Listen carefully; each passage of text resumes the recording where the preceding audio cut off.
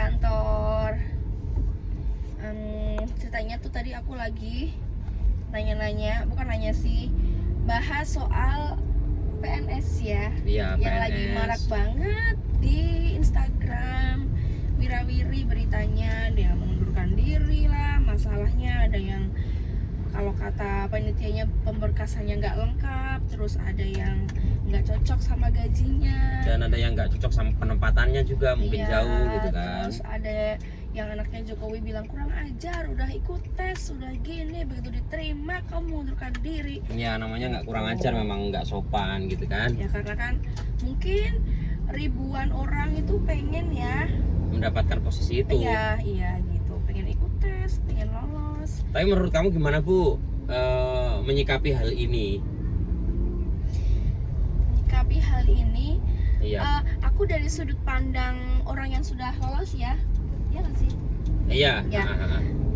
Sebenarnya jangan mengundurkan diri, itu tuh kesempatan gitu. Jadi kalau aku sih mikirnya semua itu pasti berawal dari nol. Kalau kamu pengen dapat gaji yang tinggi ya jalani dulu itu dari nol, nanti ke 1, nanti ke 2, karena ada tahap-tahapnya. Nggak mungkin dong orang langsung kerja pertama kali terjun langsung gajinya minta jutaan di atas UMR itu kan ya jarang lah.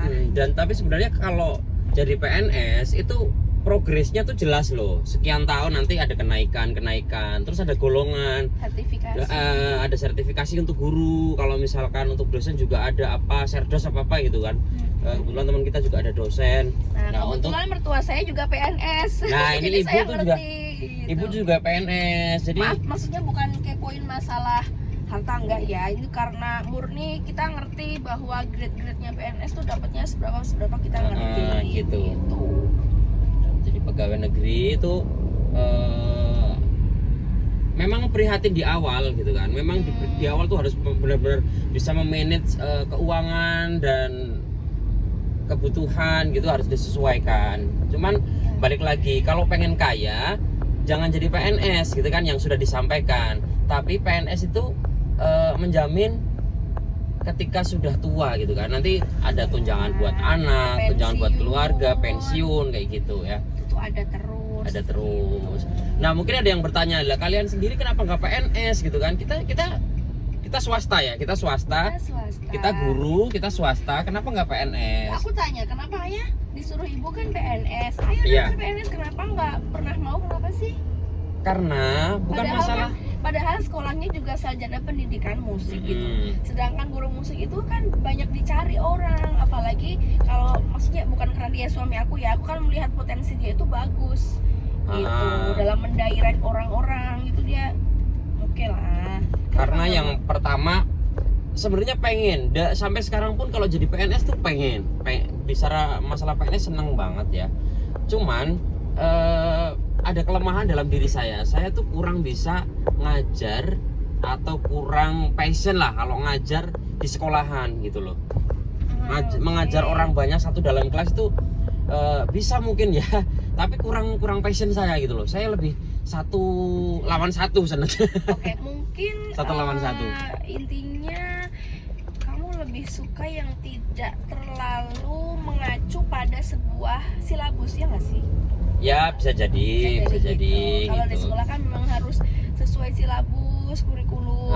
Saya kelemahannya di situ karena saya kurang kurang teratur, kurang telaten kalau dalam tulis menulis kayak gitu lah istilahnya. Sistematis. Saya kurang sistematis. Jadi saya malah nanti takutnya merepotkan orang banyak gitu kan. Nah ini saya kan kerjanya ngajar. Saya sekarang juga ngajar, tapi saya private gitu loh. Nah, dan swasta kan nggak mungkin kalau jadi private ada yang PNS kan nggak ada gitu kok. Nah, kamu kenapa nggak PNS? Aku sebenarnya aku tuh suka ngajar anak-anak gitu. Dulu kan pernah namanya di kampus kan PPL, praktek lapangan juga praktek. Iya, itu SMP ya? Dan aku seneng banget ngajarinnya. Cuma aku kayak lama-lama aku bosen ya. Kayak aku nggak bisa nge-explore gitu. Bukan karena sekolahnya bagus itu. mungkin karena dari akunya sendiri udah yang enggak nih, kayaknya aku enggak deh, bosen deh kayaknya gini-gini gitu. Terus tapi ada keinginan PNS cuma tidak untuk mengajar, jadi aku malah pengennya tuh misal dikasih kesempatan nantinya untuk PNS, pengennya ya di pemerintahan gitu-gitu yang kerjanya bukan mengajar lagi gitu. Ya, dia kan sukanya yang memang sistematis, apa ngurusi data kayak gitu, malah dia seneng kayak gitu-gitu bisa. Jadi mungkin lebih cocok di pemerintahan atau di bagian mana. Ya, Dulu pernah sih ya daftar di, kamu pernah ikut CPNS sekali ya dulu ya? ikut CPNS Sekali dulu. wah sampai niat banget aku tuh beli buku Iya. setebel kasur kali. Iya, tapi ternyata ya Belum rezeki. belum rezeki. Dan ada lagi, enggak, dulu aku PNS itu daftarnya bukan untuk seni musik ya, aku daftarnya tuh dulu apa ya, tentang kesehatan lah, kan nggak banget, menyimpang banget, mana ngerti gue soal kesehatan. Iya, Orang lain aja bahaya. takut. Ya bahaya Tapi kan, kayak makanya pengen nyoba gitu loh, kayak tertarik diri kesehatan kayaknya di farmasi apa gitu, aku lupa tuh namanya apa, bukan seni musik. Nah, tapi ini buat yang udah keluar, yang dia apa mengundurkan diri dari CPNS ya. Ini sangat disayangkan banget karena sebenarnya peluang itu jangka panjang sih. Jangan dirasakan sekarang, tapi nanti di nantinya gitu loh. Iya. Kecuali mungkin. kalau kalian udah punya bisnis ya mungkin silakan, tapi merugikan yang sudah penyelenggara gitu loh, pemerintah rugi gitu Tapi kan. ya sekali lagi beda-beda sih ya, kalau kita melihat dari sudut pandang banyak kan, mungkin yang Polisi oh my god, sebentar pakai safety belt dulu guys. Susah, ini nggak pakai ini sih, apa tuh, apa Repot. ya, nggak pakai tripod, ini susah ya. Mungkin sih positif thinkingnya adalah yang diterima dan mengundurkan diri itu yang mungkin memang kebutuhannya lagi banyak, terus mengira bahwa pendapatannya itu akan sesuai gitu, sesuai ekspektasinya, tapi ternyata tidak, makanya dia mengundurkan diri. Bisa jadi gitu loh, karena kebutuhan gitu loh. Tuh, ada juga orang yang ya sudah lah, ada juga yang emang udah ngerti, ya udahlah dijalanin gitu, kita mulai. Hampir aja nih, bahaya banget kesini semua nutupin jalan, maksudnya gimana tuh tadi? Ada juga yang mungkin berpikir ya udah dijalani, udah diterima, ya sudah dari nol, seberapa pendapatannya dijalani gitu sih. Paling enak pokoknya sebenarnya PNS tuh kalau sudah di golongan 3 ke atas lah, itu udah gajinya lumayan, terus dapat sertifikasi kalau guru ya, terus dapat tunjangan dan untuk keluarga gitu, kesehatan, tunjangan makan juga. Itu per orang 10 kg beras loh kalau dalam satu keluarga per orang. Nah, kalau dulu zaman ibu tuh 1 bulan dapat 1 karung beras bu. Wow. 40 kilo apa 50 kilo gitu 1 karung, iya, dari Bulog dulu. Ingat. Nah, jadi ya nyenengin sih sebenarnya, cuman ya prihatin. Dulu tuh kalau harus beli barang-barang ya harus nanti dulu gitu, benar-benar di manage kebutuhannya bener nggak. Beli sepatu ya, ini buat anak PNS ya, buat anak PNS pasti kalian juga merasakan. Beli sepatu itu kalau bisa yang lebih gede ukurannya, pas kecil pasti gitu.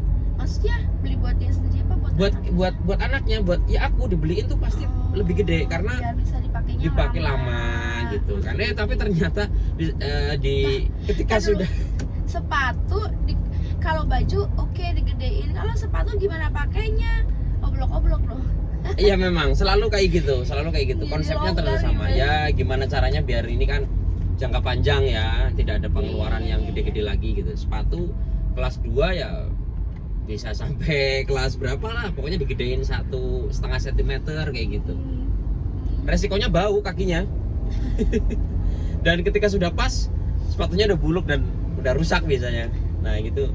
Tapi pas SMP sudah nggak tak terapin lagi. Aku udah bilang sama ibu kalau bisa udah pas aja lah. Itu untuk pas SD sebenarnya. Ya macam-macam ya cara orang Ya macam-macam lah gimana caranya. menyikapi. Karena kan sumbernya cuma itu kan, dan apalagi di desa kan. Ini penempatannya jauh loh.